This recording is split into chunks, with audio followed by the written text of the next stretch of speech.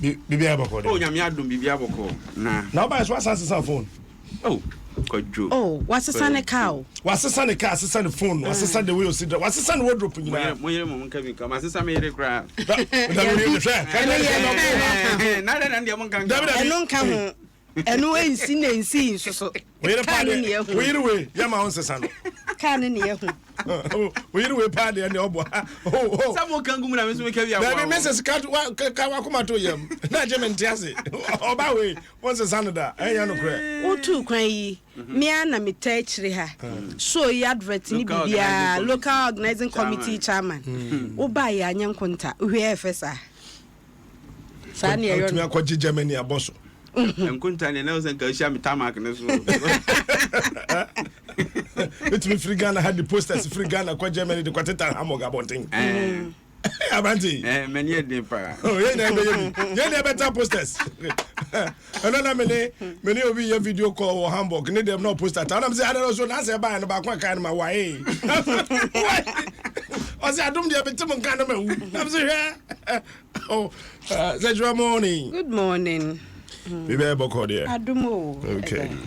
Jenka kraka. Because you are a very fine gentleman. Good looking, humble, hardworking. Ya can be minim.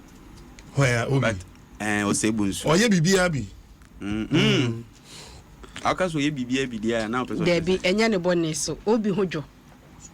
Obi de ne hojo pa. Wo de ti o obi de ne hojo pa. Se de de ne hyemu anche se ya single na out. Anke ka ya no mo na yentimi defense obi so say ye obi ya. I say Pentecost mranti am adwuma mu ha ne de mo hojo. Metiam. Fact, me and just Jabo na first name now boy and then you go asem no. Oh, o say me hojo. No hanes so honyo. Me hojo. Pentecost mranti am adwuma dia. Me come there. I say Peter no the Jesus at you. No any nipa boni o. I told you I didn't twa so. Me my responsibility is to cut your ear. Jesus as you saw the aso the better Obi be party of and where the first birthday and Obi baby obi we show happy birthday. We need to multimedia na nkasa brain cake are ready. Inshrao. I can say mo na first multimedia crowd award and market. Can cake are ready. Benye sure no anto cake ni me be twa ma. Abu ho. In your free HR. Me free HR. Me free me GM. Free GM. Who never free wo. Okay. We'll be happy. Now say ayi. Yeah, cause CIMG. Aji award you chance mo captain. Congrats. No. Abu. Nanka pede. Nanka pede say. Onyo de. Yet me the show ya ma CIMG award. Congratulations, can I chairman Sama Gaja? Name your prize. Your seminar. Adi abeduma. Pesamina wati. Moji ekwesiba obebi bia kama. Bishop Dr. Yao Paul. Owusu answer. Akrana your birthday. Yeah. Na ya brempon birthday. Yes. Happy birthday. As I on say 10 for na nka so mo ntanya atenten. Oh, minim baako opoku boache. Former ene papa be. Ene also papa. Be minim baako owa opoku boache. Ono opoku boache. Won mo so wa no so de ende na chese o. Ono onso ba wa. Anse wo mo wa na. Obi se oba ha de community. Oba PTA meeting. Okwani mu.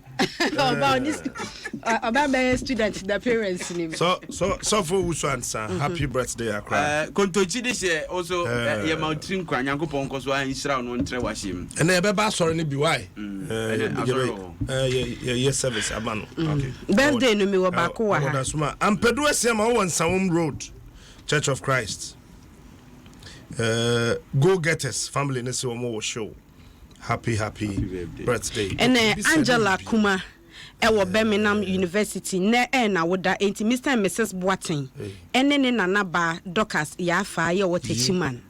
Omo ma happy birthday Nyankopon show na ye kese kosi so be kese pa ena ene eye former Brekum MC Opoku Boache ni birthday one ne ba nyina di birthday dakro on owo ne ba no ewo no ane birthday mu enti ne e father and son birthday enti junior Opoku Boachi ne senior Opoku Boachi me mama happy birthday and then so ye Nina Koyere and Mrs. Mrs. Dowona Nurse Dowona Range Hospital your birthday the man so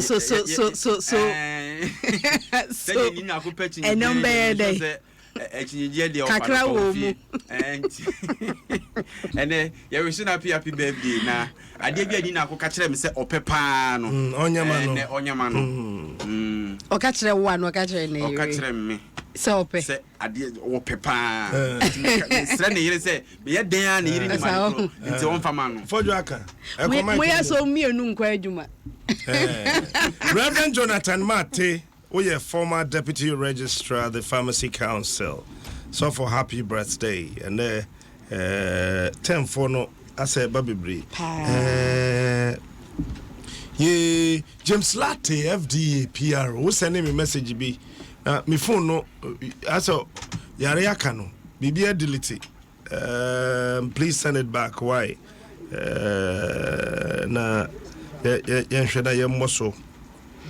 Any mamma fama Madame Elizabeth Bossa, yet our friend the mother, and ne a birthday, ain't ne ba sax Bossa say Omano happy birthday.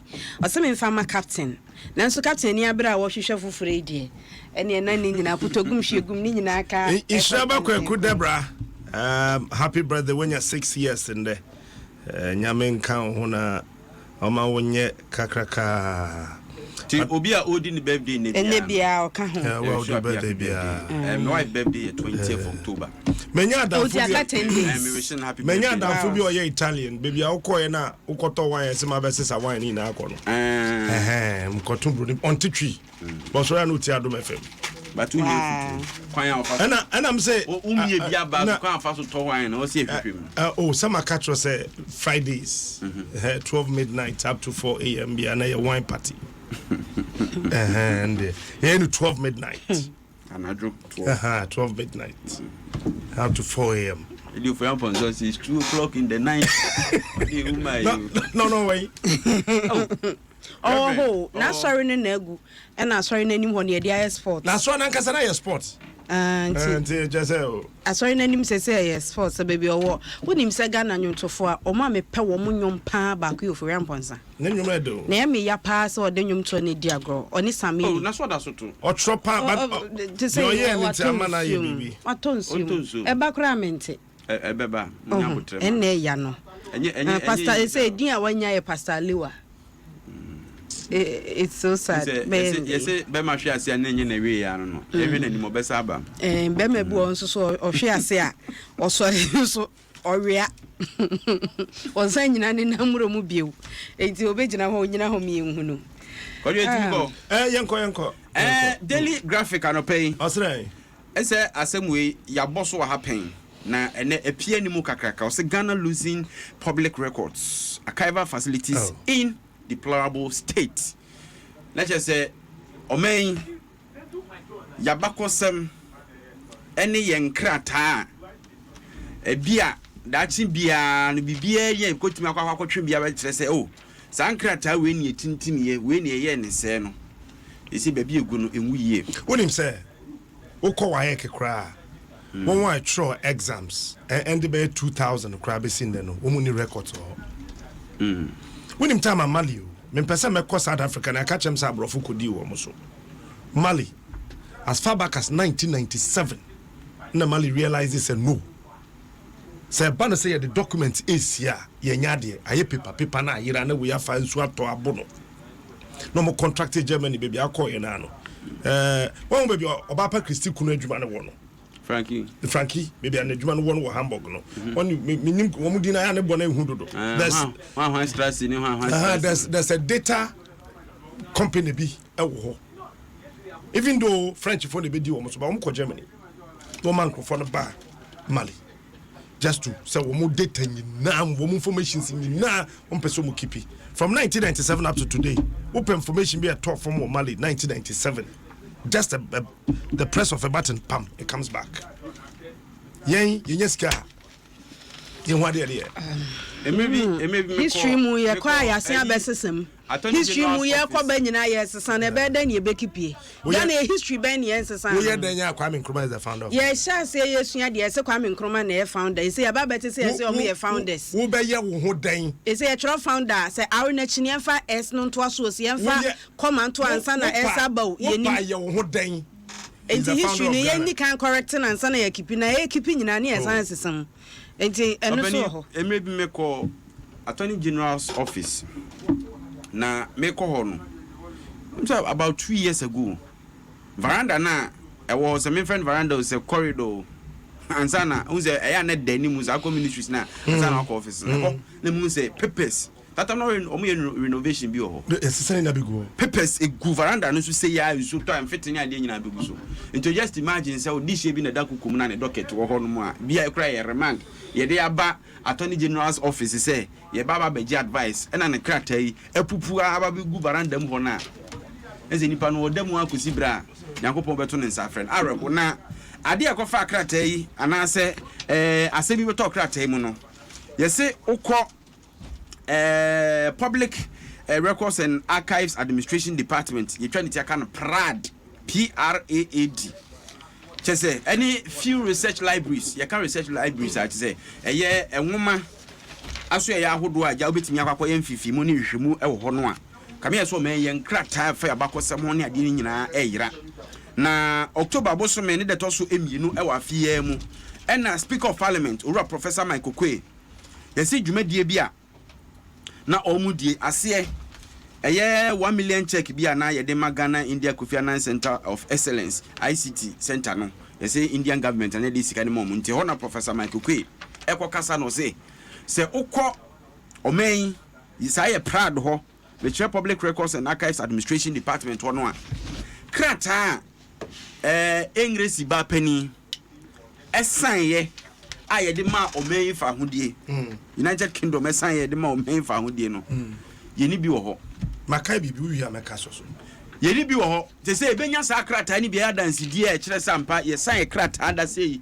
e de ma oman Ghana fa hodie je se ukọ English fo mum wo mu nchen e ho na kwako hu sa krata ni bi e wo mu archives na Ghana ha pa de ye ni bi wo ho na asem okan no anso ho a sena 25th September 2018 ye say doctoral student bi ani dini Herman W von Hesse ena no oba be nhwemu dia fa omenya bakosem no wie ye no kodwotie di okochogu ni Facebook wo eno ena nam so cry daily graphic for ebo chira okoye story or see documents at the Public Records and Archives Administration Department are fast deteriorating. Ghana risk losing irreplaceable historical documents. Rollins time from a former Foreign Affairs Minister Mumuni. That time MVTI. Mumuni, yes. Mekaipa Mirenfi. That 1998-99. Australia ma yinsika. Say the best the archive on control din kakraka bi kan ho makaya no even Professor Mensah's time through the Ministry of Communication yes no China sika na ka say e 3 billion no 1.5 billion dollars by na no ka ho ama mame hana tete time and so sir there was money say about fixing this particular institution in order not to lose important documents from Rollins' time up until today. Time Jacob Chebilamti, a free chief of staff akonya so abba na ko dwompeni abaye chief of staff e Ghana. The same thing happened. We should ask Rollins, Kufuor, Mills, Mahama, what happened to those monies?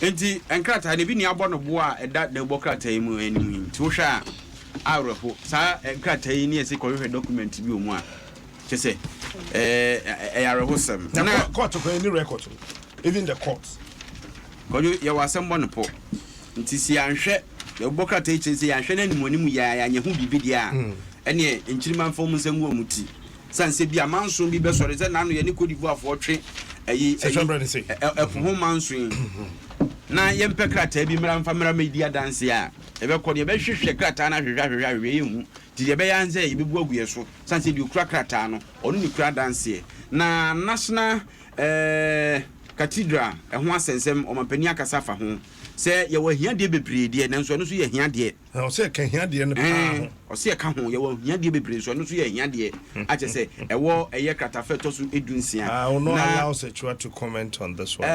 We can chronicle straight. Recapitalization.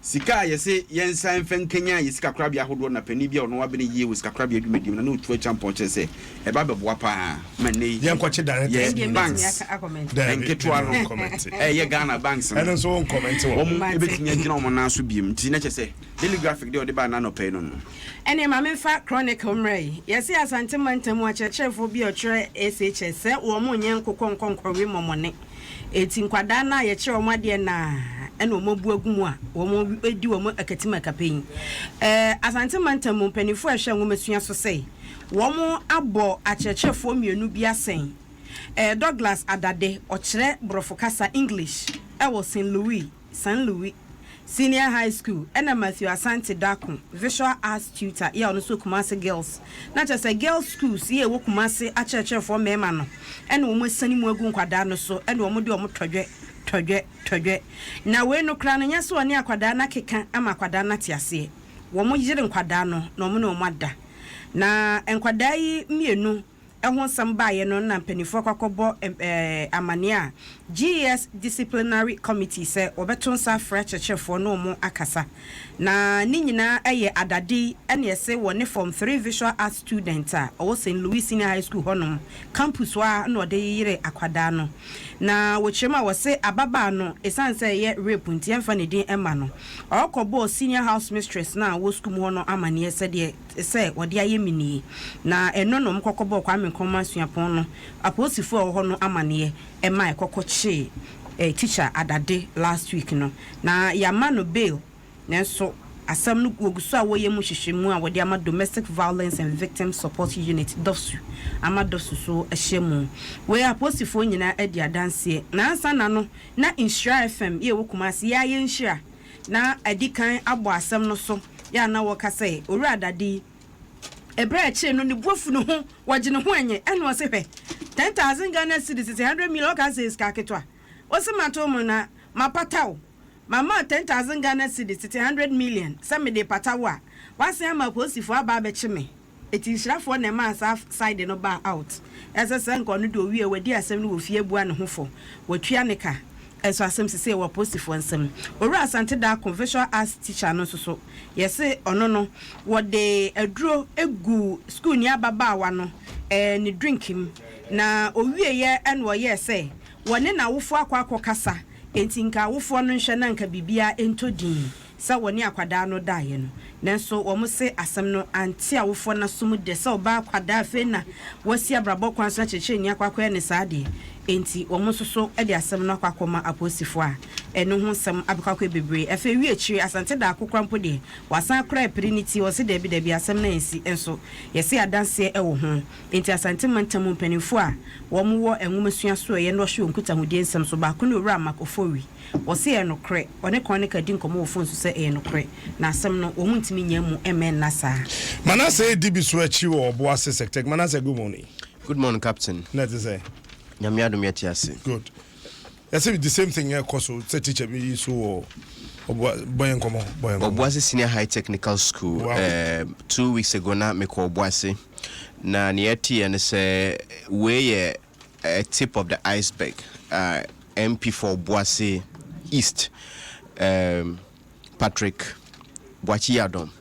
Nensa mo ka no so old student wo ho ono so ye ne hwehwem enti ekọ ye ne enkrofo bebre kasae ne ekoso ne se ye say teachers no ene emofra ne de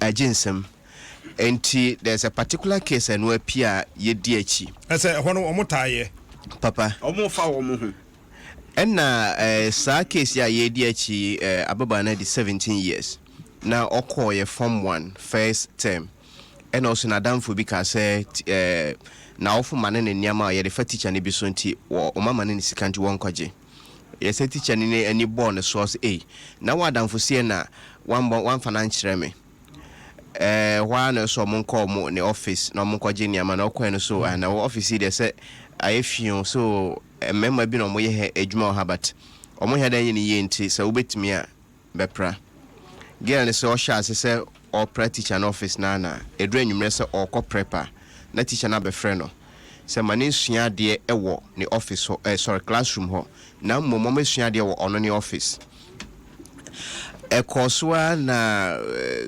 one day also what you sua de teacher ne baya we kodum light no ena wa sha so ne mu ena oje ne ho ena also light no who say nanim we mu na ena also na adan won pa na so da bi mempe enti no every ho no girl no ko ball another teacher amane so na mesua de wa ha ne teacher yemini na sa teacher ne nickname ye episcopal anase Mr. Yeboa a ono oboase secretary ko a me ne kasa wo ojitu mu se no kre se girl no confide in him se ne teacher ni person de yenini na eno echire so hu se teacher ni eba teacher ni aka ne ho asemi e friend no Mr. Setan Ponsa or a house master for house 5 oboase secretary enti sometime who say teacher ni ba na episcopal yakotena se na be ya onye girl na hwe ba girl yi say da bi ne nkoa ono nkoa ti osua de o me ha teacher ni ewura mo mo yesa mo kasa ya na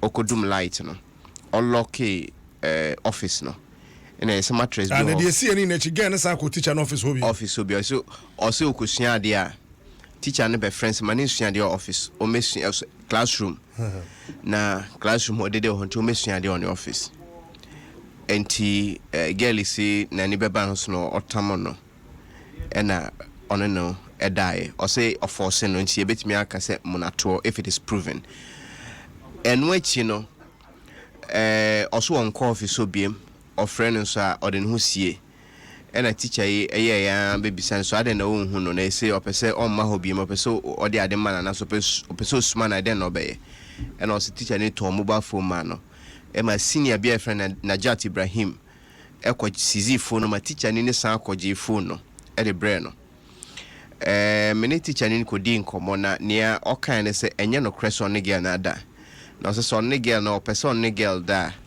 owoka obetimi na ko hotel on fa ne masa office BC enu ekire waje atum se na girl no plan office waje atum biem se girl no esuade ewo ho waje tumu nso se okwaje phone no e de break girl no but o se enyo no na odi phone no ma girl no also we see phones be bre school ho e de aguni office enam so na wo teacher ni wo sizi students phone e ba ne se na wo sigi amanfo phone na girl in da wo sa ono de wa mani use phone na ye gia na wa san gia ma no and also girl ya na okofie nti e to da na person friend no hwe ni mpom eno koda nchen ya allegation yet among some teaching staff for Mubuafu ne say omo person ke yakata asem no so enti MP for Obuase East Patrick Boachi Dr. Patrick Boachi Adom Obamu and only all students go kasa o report ma BN9 as for sena headmaster no kra ninje so yes sir but ye kasa asem no akodi regional GES office e Kumase ye call ye omo so enokre omo ye hwehwem na omo wi anya de a omo ne yembeka so omo e de bema omo mpenifo but ye ka say the girl no say onam school ha no bia air point no bia point no enti school no anya de a obeko biem and onam ho no bia point no teacher ni no okọ no catch nkrofo ana teacher ni na nkan nkrofo I say or say students ne bi because osua de a na teacher ni aba friend no enti students ne bi suspect here mo ko catch senior house mistress okay we so mommy hold on mommy namene honorable Dr. Patrick Boachi Adom MP wo Boase East honorable what me come mo channel pay captain me so me chia wetie fo nyina pacho bibia ye boko Awurade Adom bibia boko cho Obuase Senior High Technical School what report here semi free school ama BNI minia captain medasi etisa ja MPA yenena mfoma yetietie wo ho a na wate asem we no watu ho na mon enwumre bi na mete dasemi mete me bo anyu so ntie ma anadwo na mituka ko campus echo interview nkwara be miensa a mo hold senior positions e wo school mu ho isan se na wo se me kwa anadwuna because ade chia na me bankran me ti anadwuna a me ya me koye me assessment hu se no asem na me ti na nya de ye tena so na ye didi agro and nti ade chia no pa me bo municipal director of education amane ma ono ka chem se on pay ana me wie na me frɛ BNI officer wo Obuasi so bo na amane se asem sei na AC wo Obuasi sector no se on pay ana me bo PTA chairman enso amane ono so se on pay nti na me fi se enipa ahodo me nsan de me bo mama ne o mbetu anamo na o mako school mu ho na de e wo se o mu ye bi o maye ampa enipa ahodo me nsan nyina nso bo nan eko school mu ho eko ma headmaster ne ya we say they as stakeholders and also security officers agencies e wo Obuasi bibi say yesia enka e wo say yi o masutri na nka omo so mwa bi o mbetimi di Aboase de be ya asem no ni pomasi be no ye be hu no enti e no kre metie no me bo mama ne okay enti honorable kwesi sense say ye di ani di akire na de metimi aka sesi ane say headmaster no ho sa time ni sesi okona homegie mu e friend Mr. Sakode ono school management at that time a investigation at the school level and already investigation no report of the investigation akoma regional educational office intimino ka say regional office say disciplinary committee ehia e wa asem we so empremie no enti baby adun de me fi say omotie afanu ni nyina any school report na ekoye no nti de yehwe animu ni se empanyifo de verdict ebeba abonten eno ne nyina ye twen isan se enkwada ni susa na awofo de o makoje teacher fo nti yetise yen ye wo aban mu na ye empanyifo okrom ni yetise bibi se ikoso a aha ne ye bonyo so kra nti ye hwehwe ni se baby anokure de bia wo se de to because captain enkwada na omoba no omususa se akwada na gine yesen na wo panyine a wo se wo wagine mu do a ye de wa fantitie mu a wo ye teacher ni wo ye professional na ye si gina ho na chi akwada ni nyansa tete no no ma ye panyimpa no na ye de saade we hye sa ntotofe wa we ase e wo secondary school a akwada no adaje be no benyampo de asua de na mkasa watimi atron so he na passe akonanim eno nti ye de me de minim obia na mentan obia ni nipa e wo Boase nyina na to aba maame na emom no kura no ene mra ye de ama ye se yemfanya adwuma no eno na wo se ye de ye adwuma nti ye hwe se regional educational office ebe ye due diligence na omode verdict aba ebe boye na sa etu sa de we ase wo Obuasi secondary technical senior high honorable asemi ya check akra captain me tie mu no na che say alleged incident no see somewhere second term of last academic year somewhere MCF January February March mu ho baby na Pia Bontin ebede dini de MCC last term which was a term later and ebe Pia Bontin be there dey kodu school authorities anim and do say akoso America krani ansa na mpanyimfo nsa ka na kana me hwehwe say time mpanyimfo nsa kan ne de nke beduru sa bere nka asem no yehunu puma sibre na enioma bi che ase yehunu mu ye katasu mamu aso bi meji di kura say ye mu di ehuji mu bi ana ama asem na mpanyimfo afa ne serious a omutu anamo a wose nkomotu ne dadaada ndi captain bi sami amaka say we ache asem we ba ni say di be 1 month 2 months baby anokre ne da ne de ato manasa ka chere me sesi asa asem no kra pie o campus o ma girl no na ninje manage information ne saying I know the captain kakra make me can say who's a school near a small community and students now I mean between the ages of let's say 14, 15, 16, 17, 18 they are in that range almost and he said didi ho so nkomo na ni moma na montuo akola we fa ha anya bia ni mate for be mienu mienza nim za akola yi odwane afa ha ye ne akola te prep esua de ana jo be 7 8 let's sorry abra prep is not yet over no sorry no amabiem na ye kodom tinzo oni ho a captain I mean enkwangwa omu swade ba e fa sa ni o ma no omu nim enunti se bibi se koso ana bibi se teacher ni bi ni akoda bi ayonkofa no eboro the usual teacher student relationship no ho a na nkora ni nyina is suspicious aniti me sure say omu hu pe no ma start didi nkomo na nkonkonsa na ekoso no mu didi nkomo na afi enipa bebre ya awe no mu so do mani to fom no mu hu ni omani bi ampa se me ko school ho no nkora student leaders na me ni omu ko share individually I met 3 of them individually omu nyina di adanse se omu hu se teacher school for ma no efre teacher for ne banglo ho epie eba anopa na omu nimu so se school authorities no ama kwan ana ma ye hwehan ama school for ma ni bi serve male tutors no which should not happen in a mid school or in even on a same single sex school or mid school. It shouldn't happen.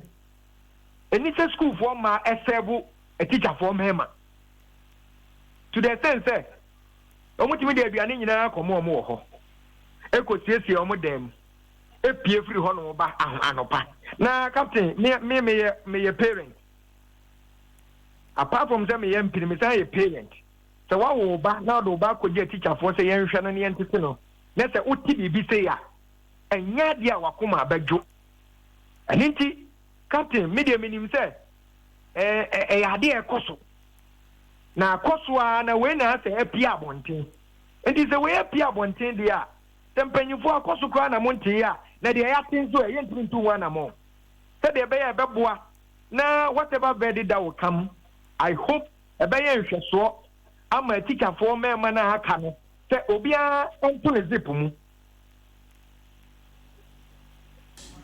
Honorable ode ma yenda wasena yendi asem na chi ye be hwe bebia me kwa kosie mini amedase me gidi se mudi asem ye chi a ebe boa ma be ye nsenyaso me ne okasa sesi ya no pai yesi St. Louis ene MC Kumasi girls so se teacher for ni bia kodi sa agobone ni bi wo campus ma ho nsem aba kese ya mwa nkwala na mo school na omo dachi ebe ya reho amagana nti me da se pa za mo so mo di mani di akire. I mean now I say honorable Dr. Patrick Boachi Adom MPO Boase East na hotel in Kano. I thought I think say I dey we nya the power but say see school na involving Kwala Sana, I think that we need to manage the information. Why here? Behana for Yabayane School. Say a small community, Nasa Palani free around. Maybe any schoolmates, we just couldn't cry something try. On my quite on Befia, students no more Befia, no mamma near mobile bonono. Ghana, Yenima date me this you. Debbie. Today, archives to cross. Ain't na mabe brain so reported rape cases no so okwa report here a stigma the bia obema bi ba ho ani aka kire no cause there are some manase kan okwa report my teacher ni ba ko say ni teacher ya ye bi then afi atre ka teacher kan e kola din ya bo police form ne we say police form kan fa so e de che nipa o mo yesa o campus no ye mma ho mechi wo na e didi ne hu so obi rape abaya we police form be invite o kama ya mo dins when be ba ho so na wo ko jail but ye man ye be so afia baya no na ye kase on feel so be ko school bio anyway thank you how are you teach you baba wo ya papa Meda me pe ma wo. No back to school. The new crusading guide. Teacher here no. But since we was a teacher for near very it's sad. Anya teacher for no. Eye human nature.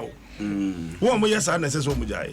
And I make you say teacher for no yes and as a teacher. And you was say a catcher of say teacher for you. Especially say one kasa no ubu ho a. Because the moment ani akola ne be say bia won timpo a ebu no ne so ate. Mene mark monkomo. Abusan for Mark Fori. Yeah, Kasama former Ghana Education Service Ashanti region. Mark, morning. Good morning, my brother. Nice to say. Oh, Otufunya Kupada Romanti. You dine a shade, Kosiada Nancy Yadum. And then what do you hear? Oh, yeah, Mumasia Penny Pancho for say, Region Delta. Okay. And then there's a meeting no Juadana no pa. Nibi Biashi. Okay, Bibia. Oh, this is so I don't know or Quajuma. My Hodai. I'm print, yeah. Yeah, I feel like I can't be a national, and so you should turn a monster bear, even if you are where the Amanatina and my human so and me am to see. I am on a Kafra, my why? Betty. Yeah, that's the pa. St. Louis. Say teacher, Nibia, Sissia, Quadabi, or then a buy. You, my main shall only with you for. Now, if you are a Venetia at Bisano, any agro. Now, come to reach the moon. My main of Fidio, and I'm from a Fidio, Namen Cassette. Tantimantum machine, share, a mammy Mary, who switch down on. Only in penny for body to domina. Yet, ya can't come.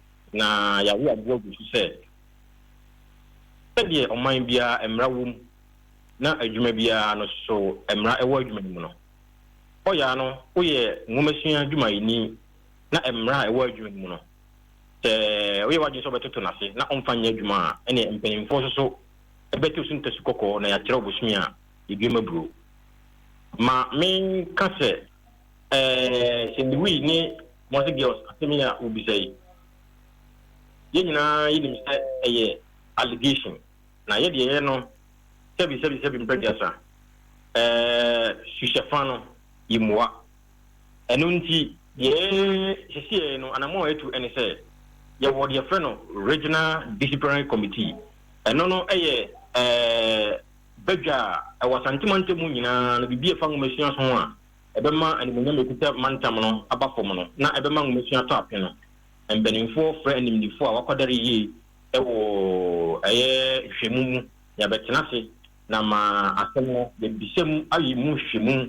sebaya se aten mu eba ankoba se bia se bi prediasa ye bu intentia ye mfa ne se we chichi ni se bia nat na odom a ye to nsa frena sim peni for se o ye naga susu ni susu a o ye to nsa frena gati ni se o ye bia won chade so a o mko o mdom e ye tewu o mo so ye from peni for eba so na ye gina ni se in the principle of natural justice impono se bi nipa no boni me hia na wadi a e wo so ma na konya na okana se mpempen de ye de kopim se bi nhwemu nyina awie ne ye fa ne se e sei na akoso na na montu a mpeni mfo di kan etu de se ya mo nkrata ya kire won se enti ya ye nya no se bi mpedi asa on betimi de ne mo nyama ekuta ngomashia so ye wasantimantem na abafom enti ontena nchen na wo wasema e be se wi mhwemu no etimi adimu na esan se ya fini mhwemu no ye frase na ensem ni bonu ma okasa o kan wasen bebre na ma se bi mpedi asa mpeni kan se mi se ahodaso ene bementi no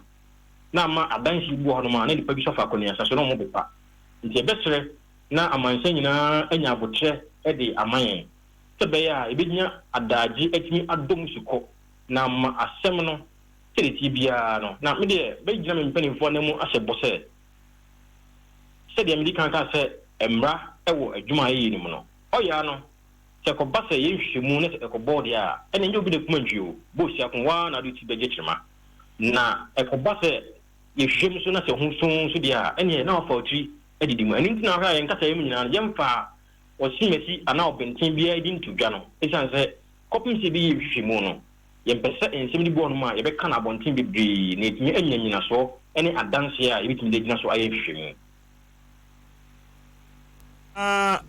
as a chef for you Matisa nye school back St. Louis ni school ba biom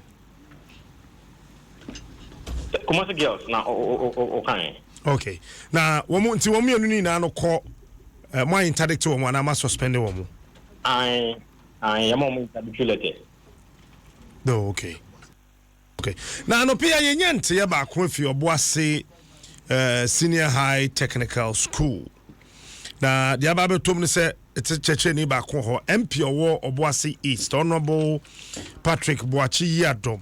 Ekra ye ne kasa wi ya na wo ba so yi. So no kra de asem na koma bi ye na no so cheche ni ba ko ho a hompa che se akoda no owo prep na teacher na conference so classroom ye dede dodo nti besua de o me office ho ti akoda na kosua ade ba ko sorry kosua de ba ko ewo ne office akoda na se o hwa according to story no it's an allegation all right though o hwa na teacher na ba no bedum kane na ewo dem ho no so susu no na akoda no petre no ho no ko giant teacher no so kane na yesi akoda na muna no say ade no we muna wanim and they need dem ho de o my story na yeti na me so be amane and I say person be yo hu na akoda nse menya da e wo hobium na akoda na san ko hokosua ade bium and the teacher no san kodum kane na oya akoda na pasa no MP na kra akachen so de asem na koma eye BNI so mo hwehwem am say last 2 times ni mu na sasemi esi ye minim sama so e ho no matia yo medase na mesrese nze o se oni mpanimfo binom atu anamon na yeso mo sin ase ye ne yo kwan ye fa so ye hwehwem di mesrese mumma esi na ye ansa na bibie be ka ho bia no etimi aka wala roma me bo amane ye keke se de ya tensu ni se de be ye bia se mo wo hwehwem a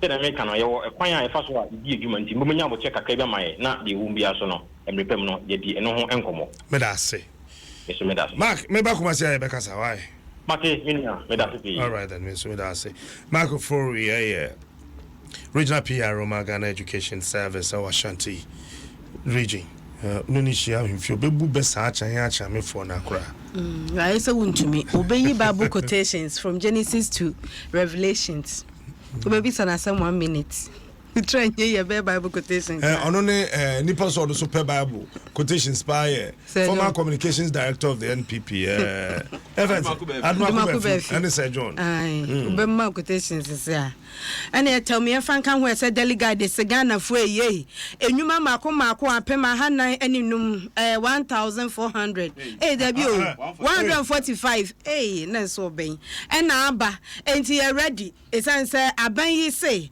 want me metas na Ghana for da bia na musu say adwuma ni ho wo say enuma wa hyehye de agu adaka ma wo ba beto apete ama Ghana for anya bia yo eno no and na Delta Force ko bia wo so wo ye NPP mabunu a wo de wo ani eden na wo no mokoma amanyoko na eduru ba bia amanyoko no so di wo ani wo nso ne amanyoko no san kono wo nso so na na nyame ya adom amiachi emumienu aden yese wo koye nyambrasem bi esa soafo pa ba mo nchen Dr. Anthony Kutosa ya ba mo nchen enu ba bedi nkomo na nya obi ena duru papa ti se handkerchief she ni botom dwane ya anka mobo no me ti se na odi nkomo bi wo baby na said the papa no se describe yourself no ehu chance de yen ne adwene ye na yete ye no se e ka de ko bi da konwa kra na hwi ni tirim tena so obi wi anompo nipa ode ne kokra mse na onim nipa da onim entina am so okra na san susuru na onim ba bia de ne ko ba se chwe ne ina ne se wo ye babu no okuru mu amema politician bi anda da se boa me na me ba memu adwuma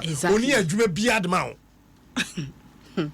wa mo boa o you super power ono ode ne ba be ko secondary school e wa bruchiri no mo we university wa bruchiri ne ba na wa personate amano na wa catch us youth in agriculture wo kodo wa pe NIB ada adonya djuma me ka say nya djuma nya say nya djuma ada no ma ne ba na kodo adwane ye djuma meti ase me do etirenka anye say me ba oda me ba ma me wi nanka minister wo hu obana fi abruchira ba no me so me ba na we pole no nanka waje 10 acres ama ba no no waje 10 acres ama me so me ba no no mienu ni nyina no wo mo do kama na ye fefefe but they present it in such a way say the way you no be hwe no be treat ono ne ma no any the way you be ye wo no as to say wo ko farming ni mu no wo ankasa ma farming ni wo ankasa wo do ma me ncha wade e banka ono so do ene wo afei ne yɛse kwan ne kɔkɔdɔ nsunsuni wom nsunsuni wom na de meka ne sɛ ɛyɛ dan a politicians ɛde enipa ne bɛyɛ adwuma but wo yɛ adwuma na whatever is promised you no one kasa so adwene da otrim also carry hwe sɛ bɛyɛ adwuma dabi one kasa adwene da otrim sa ban no ɛsɛ obɛmu adwuma a also wa wo checking ho sɛ wo di adwuma na obetimi ayɛ nyɛ sɛ ɛbɛmu adwuma na nti wo fo sɛ ɛno ana adwuma no di adwuma na obetimi ayɛ adwuma yɛ te ha yi sɛ kwasitwuma kwa yie wɔ ne kurom kwawu no so obɛmu adwuma na ntimi nkasa nya di obetimi ayɛ adwuma no nti betway cleaner way so betway cleaner sɛ na wo companies mu nti so wo so compromise ana make us also wo na ye promise wo no so adwene da otrim adwene da otrim so ɛne ɛsɛ asɛm kro ya wɔsaw bia wo da ho so na mo wani da ho nti wa so panimu na so kwada ne akola bɛn enipa na wafra mo na so be mo adwuma sɛ wonim sɛ ma ho de nti Brekum West mebo Brekum West DC enro kan asɛm bi anopa yi ye de news o say ono de na futu sɛ ɔyɛ politician on shabo de ye de be ma no ono ne district assembly common fund eso a ontimi kan cho sɛ obegu kwan so e mo de grader betwa so enti sɛ ɔyɛ politician na sɛ wan ka wasɛm yie wan hu amane ye bɔ a da bia nkwada no bɛbo this year we also bottom do journey say yeah can papa you describe bisane say how many times and now you finish here but say by na de show mo now when it does so dia wo kan no betimi aye oh say wa mo mre and now take advantage enti branu nie like you are saying no only qualification bi or the baby bi be promise say so the be man anyway ya na ne ya hombra ya ba ya de fa be wo so beto aso yeah yes vitamin